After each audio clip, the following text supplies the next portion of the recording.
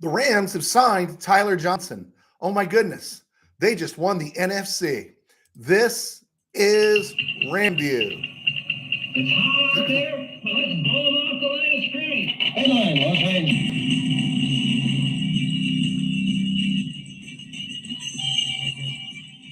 Los Live from the Ram Cave, I'm Joe Tarosian, and this is RamView, the May 31st, 2023 edition, brought to you by Kistler Law Firm. Injured in an auto accident, need help, got questions, call Kistler Law at 661-206-6990. And check out KistlerLawFirm.com. That's Kistler Law. They've been fighting for you since 92. And by Temple City Auto Repair. Having some auto issues, get yourselves some John and Henry at TempleCityAutoRepair.com. The news broke over the weekend. The Rams signed journeyman wide receiver Tyler Johnson. And by looking at some of the places on Rams Twitter and other places, you'd have thought they'd signed Keyshawn Johnson or Chad Johnson as opposed to Tyler Johnson. And I just didn't get it. We're going to talk about that today. We're going to talk about the Seahawks a little bit. The Rams are getting ready to play them, some stuff around the NFL, looking at the 6 or 7 players on the defensive side that I'm really rooting for this year. Of course, I did the offensive side last week, and of course you're rooting for everybody, but there are just certain players you just see that name and you just want something good to happen for them, and I'm going to give you those players. We all have our favorites, right? And we're going to look at NFL coaches that could be on the hot seat this year. We did really well with this a couple years ago, right when we first started doing RamView, where maybe 2 people watched me in a month. We basically put what coaches we think are on the hot seat, and we hit pretty good. Eventually, all of them were fired, right? Because they all get fired, but we did pretty well.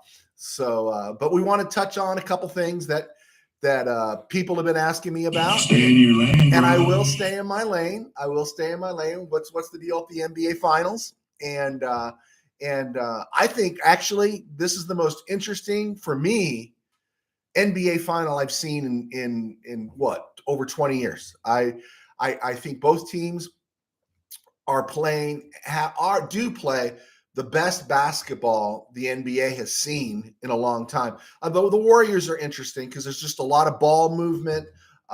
There's a lot of just a lot of ball movement. It's just a better basketball. And I think, you keep hearing how the Celtics had more talent. Yeah, the Celtics did have more talent than Miami. Miami was the better basketball team.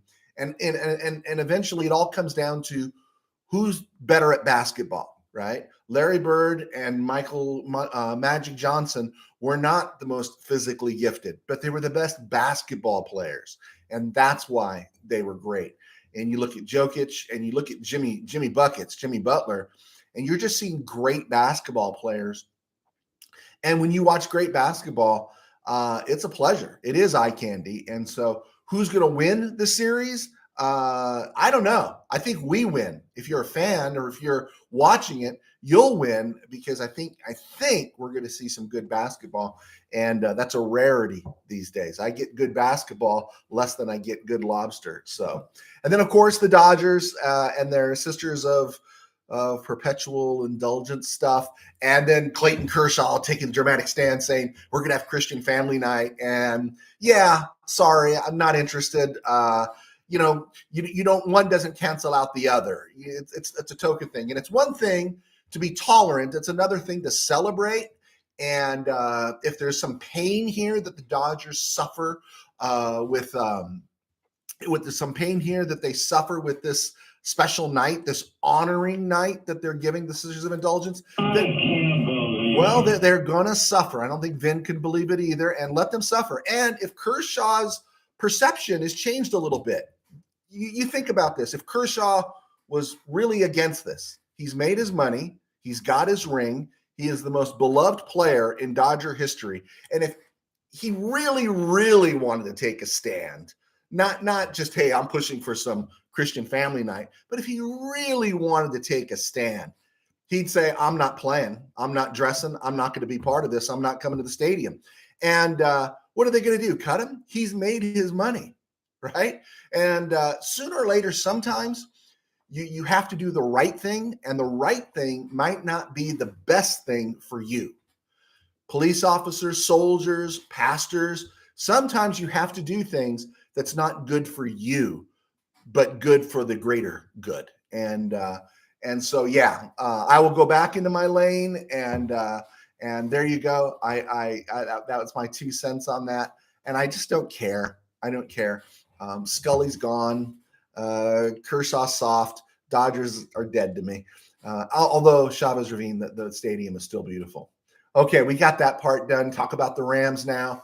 The Rams signed former Tampa Bay, Houston Texan wide receiver Tyler Johnson. He runs about 6'1", 200 pounds. He's got talent. Was a 5th-round draft pick. He was on their Super Bowl squad. But you would have thought they signed Keyshawn Johnson. You would have thought they signed, like I said, Chad Johnson, Jermaine Johnson. You would have thought that they signed something amazing. And I kind of disagree with what I'm hearing, that he's bringing experience. Kupp and Jefferson, they don't need experience. They've already got it. And then, I wouldn't just downplay while I might say Tyler Johnson is more physically gifted than Ben Skoranek, but is he more experienced than Ben Skoranek? They're probably the same. Both their teams went to the Super Bowl. Both of them played parts in the playoffs. They played significant roles in the playoffs. That's significant, but they played roles in the playoff runs. The one thing I will say is that Skoranek's a little more flexible, and Skoranek played last year, where Johnson played 2 games for the Texans, and there's reasons for that. But I hope they think they see somebody they can develop, which is great. That would be fantastic. But as this to be some kind of savior, that's the vibe I got when I heard people talking about it. And no, it wasn't Keyshawn or Chad. It was Tyler Johnson, fans, that the Rams signed. And I wish him well. Bigger receiver. And we'll see. Cool. I'd rather see him probably than Austin Trammell. Okay, that's good. Former Ram Terrell Burgess is signed with the Washington Texans. He finished last year with the Giants. Now, the sad part was he was only a special teamer with the Giants, never got any reps at safety, just like he wasn't getting any reps at safety for the Rams. But the Texans, Washington has given him a shot, and we'll see what's happening. Last ad on the Texans. My friend, the Steeler fan in Missouri, Rob Sorge, who's the Pittsburgh fan, but he lives in Missouri. He grew up here in California. He sent me some link that I thought was fraudulent, but he's telling me it's real, that if Jeff Bezos, the Amazon guy, buys Washington, he's going to rename them the Redskins. Has anyone else heard anything on that? I haven't wasted my time. If you hear anything, let me know. Looking at the free agent wire there, I'm still looking at former Rams. Leonard Floyd and John Johnson III are still available as we roll towards June 1st tomorrow. Wouldn't you love to see them back? I'd love to see them back at dirt cheap prices, of course, because the Rams don't have the money, but it'll be interesting to see. Floyd has been out there. Johnson technically was designated a June 1 cut, so he gets out there tomorrow, and it'll be interesting to see. No one wants to pay $25 million for those guys. I think Johnson was slated to make $10 million this year. Floyd was slated to make, was it 15? Was that what it was? Or was it a 15 hit? I think it was a 15 hit. And no one's going to pay them that money. Well, maybe somebody will, but the Rams aren't going to pay them that money. But if nobody pays them that money, would they be interested in coming back to the Rams? One or both of them changes the nature of this defense. It really does. You get the experienced edge guy. You get the experienced deep guy, maybe to run alongside Jordan Fuller, who got a lot of praise today and is looking well. And so that changes the nature of the defense. And you have to wonder. Plus, there's other edge guys that are still out there. Frank Clark is still out there. Robert Quinn is still out there. Justin Houston is still out there. Now, all of them are long in the tooth, gray hair. They've seen their best days, but at a dirt cheap price, maybe just looking to get another paycheck. Those guys would be wonderful additions to the Rams. So you have to wonder if the Rams are going to make some moves here in the next week. It'll be fun to see. Be fun to see which teams do, especially the Seahawks. We'll need to see that. Around the NFL news, because I wasn't here on Monday, took Memorial Day off. I think everybody did. I keep hearing people saying, you should let Lamar be Lamar, referring to Lamar Jackson, and that he should run the ball. And I've never said Lamar Jackson shouldn't run the ball. I'm just saying they shouldn't have so many designed runs for Lamar Jackson. Same thing with Josh Allen.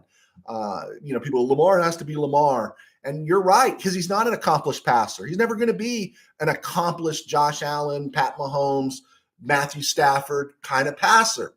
But his legs will buy him time. And here's the thing.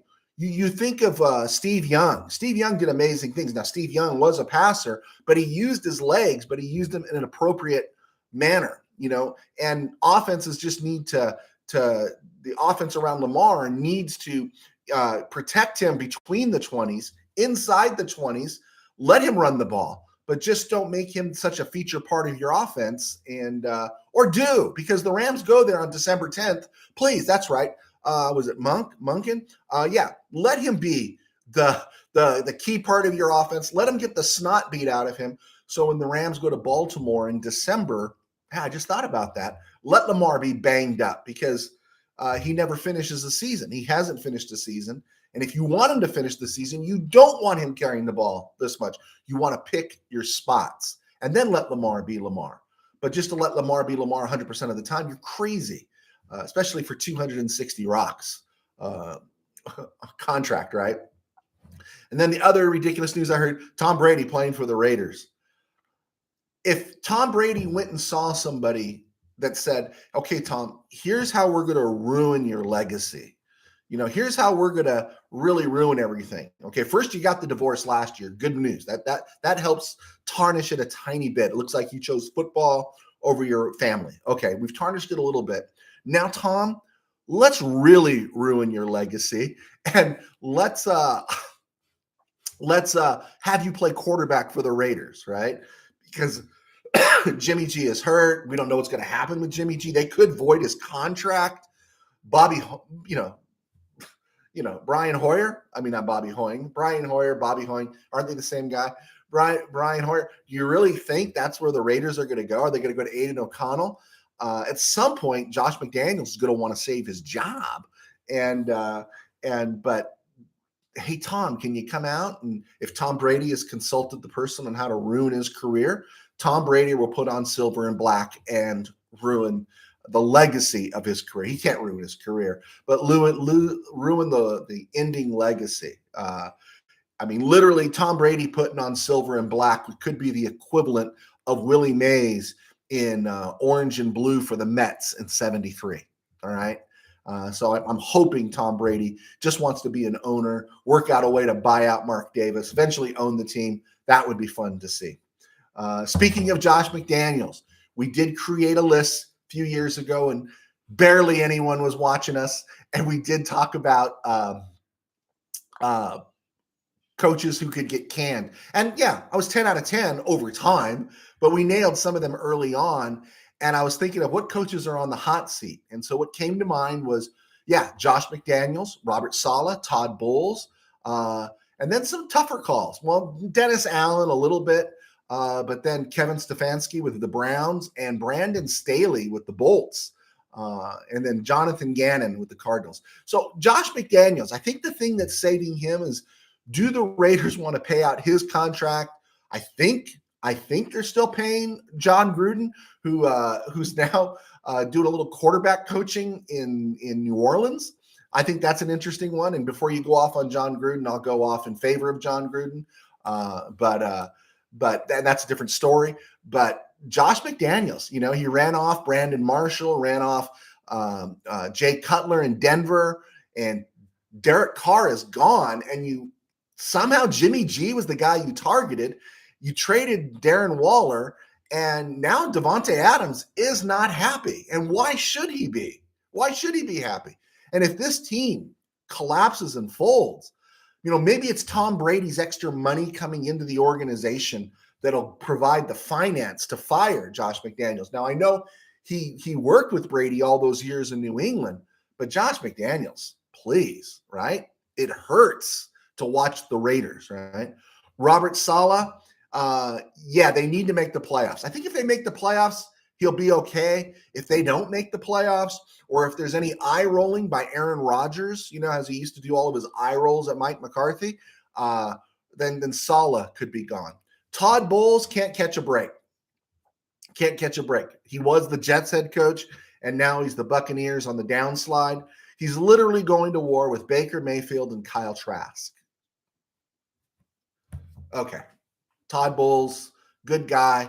I'll take him as the Rams DC. Maybe we could exchange Raheem for Todd Bowles. I'll do that. And then the Dennis Allen with the Saints. I think people liked it. Dennis Allen feels like a bridge head coach, right? Sean Payton retired or moved on, and the Saints are kind of thinking, okay, let's figure this out. We got salary cap issues. All right, let's let Dennis Allen be our bridge HC if such a thing exists. And so Dennis Allen, I just don't see anything great or spectacular about him. I think he's a DC posing as an HC. And I think as those receivers develop down there, Derek Carr gets comfortable. I think the call is going to be for someone who's a little more proactive in the offensive game than the defensive game. And then the two names that are really worth keeping an eye on, and I don't see them being mid-season fires, but if Kevin Stefanski and the Browns don't make significant progress, their offensive line has been great. They've got Nick Chubb. They invested in Deshaun. Now's the time. They really, you give them a pass last year. Jacoby Brissett started half the season or more. Now's the time that Stefanski has to cross over. They have to get back to the playoffs. And think of that. They're in the division with Baltimore. They're in a division with Pittsburgh, and they're in a division with Cincinnati. If the Browns go 9-8, 8-9, and miss the playoffs, I got to believe Kevin Stefanski could be in trouble. And then the same could be said for Brandon Staley, right? Was it Joe Lombardo came in last year? They moved him out as OC. They got Kellen Moore now in as the OC, and he's got Justin Herbert, right? They drafted the big receiver Quentin Johnson to go with the rep Mike Williams and Keenan Allen. They got the Austin Eckler stuff worked out. And now's the time, right? Now's the time. And after 3 years, if Brandon Staley doesn't, I don't even know if it's acceptable for the Chargers to make the playoffs. I think the Chargers, need to win a playoff game for Brandon Staley, because I think at some point they're just going to say, you know what, we need to get an offensive mind in there. The kid coach did well. But these guys are all Josh McDaniels, Jonathan Gannon at the Cardinals. He's a Cardinal coach. He's cursed. Until they win the Caleb Williams sweepstakes, which they may win the Caleb Williams sweepstakes and go 2-15, and then they're going to fire him and hire somebody that wants to coach Caleb Williams. But Josh McDaniels, Jonathan Gannon, Robert Saleh, Todd Bowles, Kevin Stefanski, Brandon Staley, Dennis Allen. These are all the guys that I think are on the hot seat this year. So keep an eye on that. I am Joe Terozzi. I spent 21 years as a sports writer. I'm not a novice, guys. I've done this before.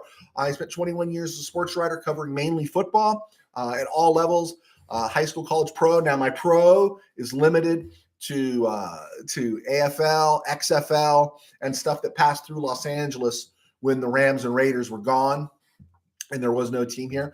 I worked for Mid-Valley Sports, one of the founding members there. Dwayne and Tim run Mid-Valley Sports, and they do a pretty good job. It was a stone groove, my man. They do a stone groove over there at Mid-Valley Sports. They're in the room. They cover the Chargers. They're there weekly, so good for them.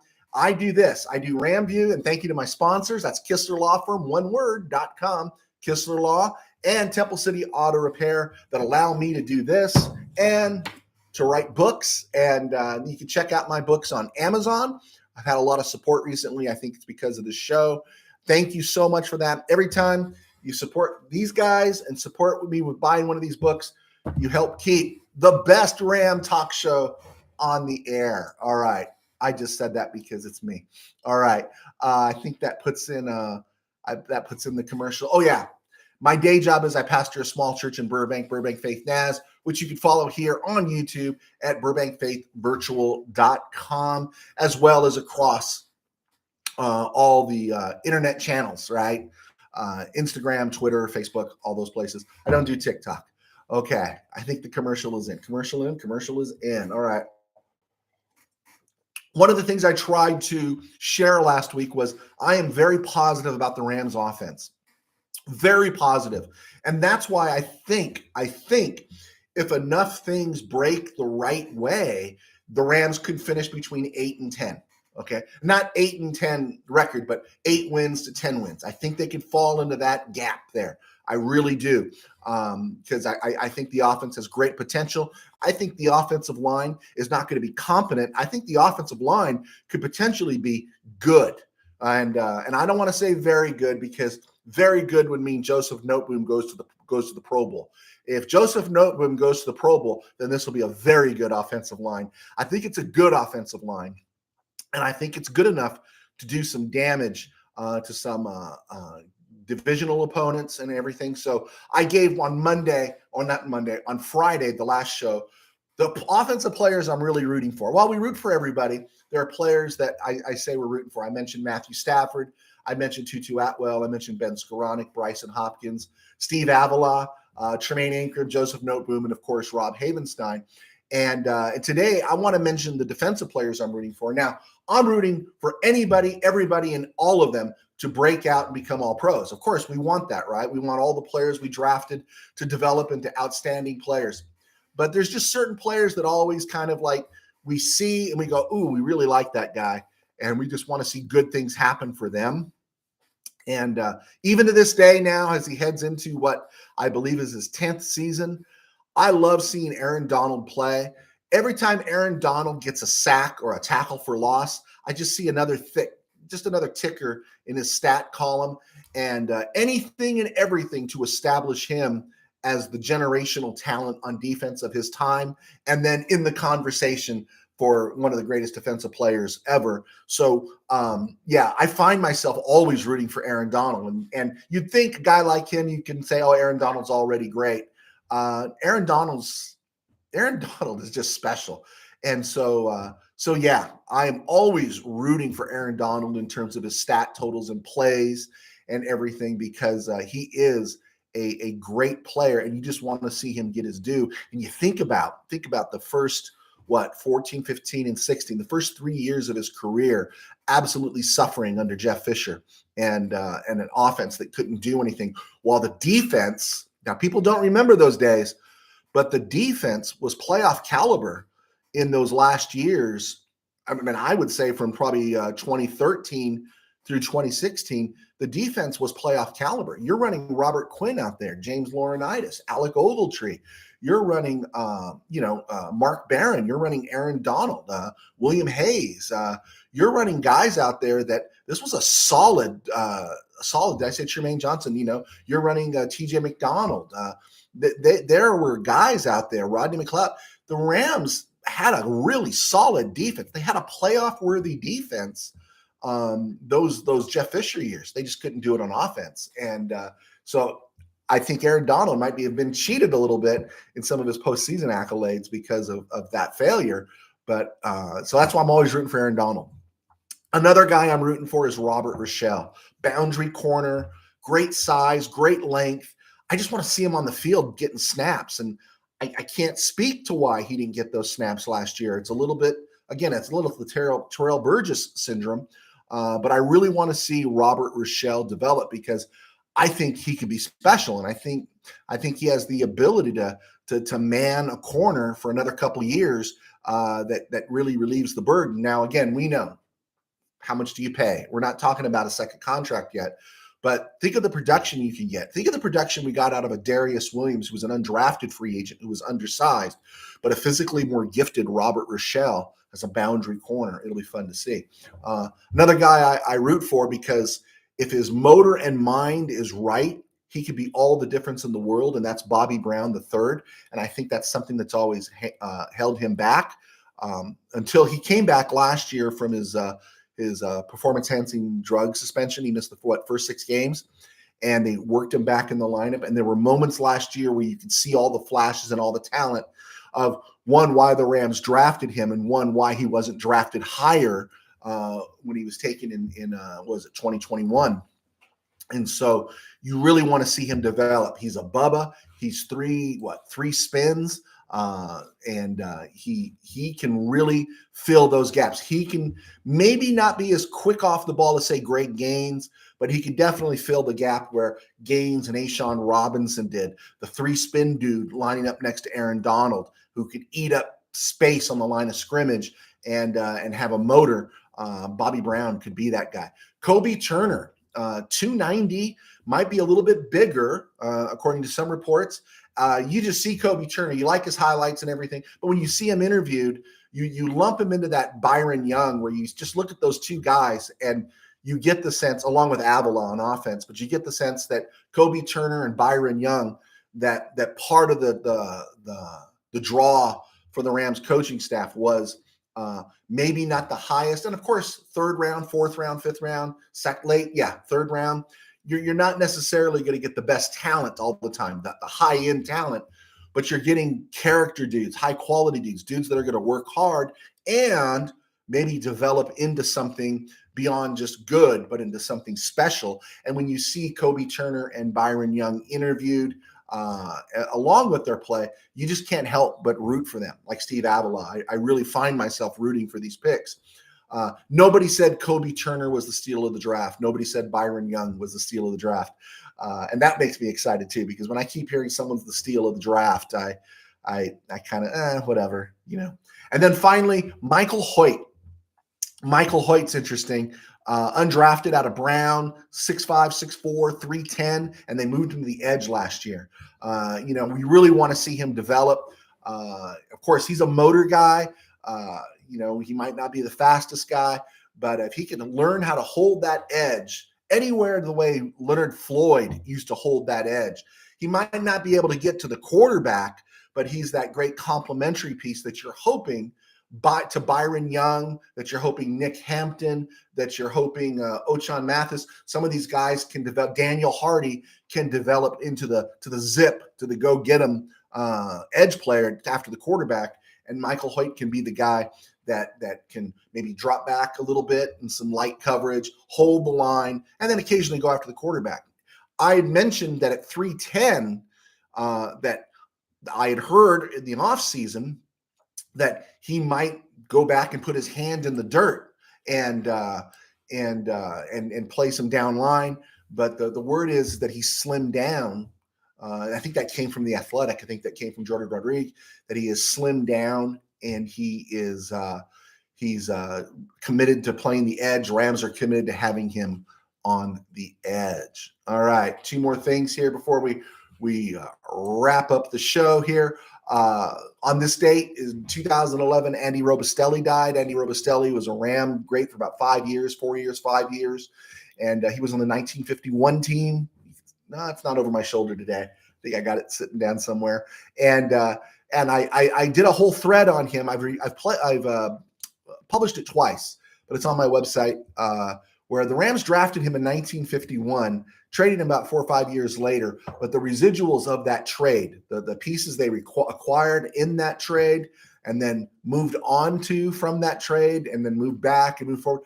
The Rams literally, the Andy Robustelli trade from 1955 was still paying dividends in February of 1995 when the Rams cut ties finally with Flipper Anderson. That people that the Rams acquired for Robustelli were later traded, acquired by draft picks, that acquired new players, that were traded and acquired new players. And literally that Andy Robustelli thread plays out till 1995. I find it fascinating. But Andy Robustelli died on this day in 2011 at the age of 85. Great story if you get a chance to read about Randy Robustelli. All right, I wanted to wrap this up. Each episode, I'm going to go week by week in terms of in each episode who the Rams play, and like they play the Seahawks week 1, 49ers week 2, I think it's the Bengals week 3. And so in the successive episodes, We're just going to work our way through all 17 games. And today we're going to do this Rams at the Seahawks on September 10th, 2023. And because it's a long off season, we're going to look at the defenses first, and then we'll come back and look at the offenses. But just keep doing updates so we're prepared and we're ready on week one. And so the Rams go to the Seahawks. They go to Seattle on September 10th, 2023, all time. Seahawks lead the series 27-22, but the Rams are 2-0 in the playoffs against them. The Seahawks are running back Geno Smith. They were a playoff team, and they were 9-8 a year ago. Free agent wise, they lost Cody Barton and Rashad Penny, but look who they got back. They got back Bobby Wagner, and they drafted Zach Charbonnet. So they kind of filled some of these gaps there. Their offensive line was young and improving. We'll talk more about that in another episode. But right now, I want to look at the Seahawks defense, the defense that Rams offensive line with a healthy Matthew Stafford, a motivated Cam Akers, and a healthy Cooper Kupp and Van Jefferson and whoever's playing the triple, the third, the slot spot, lining up against them. Free safety for the Seahawks is going to be Quandre Diggs, strong safety Jamal Adams. That's a strong safety duo. That's a strong investment in safeties when a lot of teams don't invest that much in safeties anymore. And then their cornerbacks are going to be Tariq Woolen, who was a fifth-round pick in 2022, and he had an exceptional year for a rookie, 6'4", 205. They also drafted with the fifth overall pick this year out of Illinois, Devon Witherspoon. So they've got two solid corners at safety, or I'm sorry, in the secondary. And then their nickelback is Kobe Bryant, who was on some of the Rams mock drafts in the 2022 offseason. He's 6'1", 193 out of Cincinnati.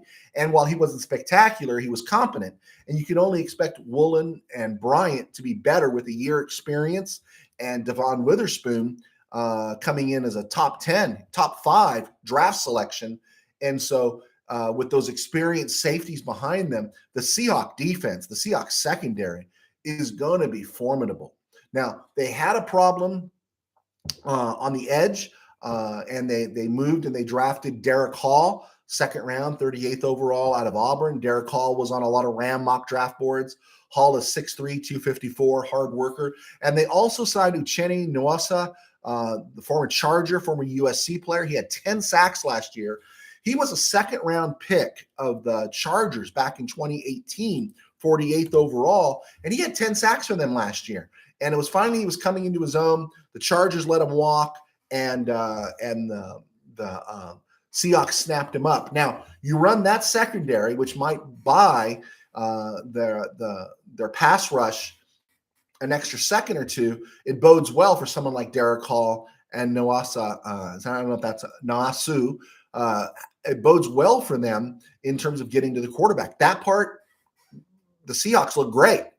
It's up the gut. They just have not. They've signed some guys, but I don't think those guys are significant enough. Up the gut, they are vulnerable. And that's where you think that maybe if the Rams are a little more committed to the run, a little more committed to the power game, maybe a little more committed to the play action, go back to some early Sean McVay, that the Seahawks might be vulnerable on opening day. Now, the Seahawks still have about 10.5 rocks in cap space, so they could be making some moves this first week of June, and they have the room to make moves later on. But I initially marked this game as a loss for the Rams, and I'm still going to keep it there. I think the Rams could exploit them if the offense is what we think it could be. I think they could force those safeties to play up because the running game is soft, and I mean the run defense is soft, and so that might create room for Stafford. I don't care who's guarding Cooper Kupp, right? That Cooper Kupp's proved nobody can really guard him when he's healthy and running his routes, and then we'll just see what the Rams can do. And so there is an idea that you think if the defense could hold up against, DK Metcalf, Tyler Lockett, and everybody else they got coming in,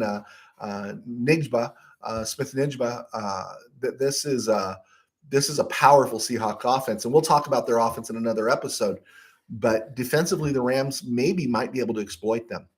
I'm still going with a loss, though. Still taking the Seahawks. Rams start the season 0-1. Friday's episode will break down the 49ers defense and the Rams matching up against it. And so we'll see. We'll see where it goes. I think the Rams against the Seahawks could be a little closer than maybe I first thought. Again, it just depends on the Rams defense. All right, guys. Thank you so much. It was a stone groove, my man. Now it was a stone groove, and now I got to call the show over. Well, I have to go. It's 35 minutes in, and so it's been really good to be doing RamView. I will see you on Friday. Thank you for everybody that's clicked on, left comments. The sidebar stuff is fun. Please leave your comments. If you could hit like, subscribe, encourage people to subscribe. And we will continue to make our footprint here in the off season as we march closer and closer to game time, first in August and then in September. All right. I'm Joe Tarosian. God bless. Take care. We'll talk to you soon.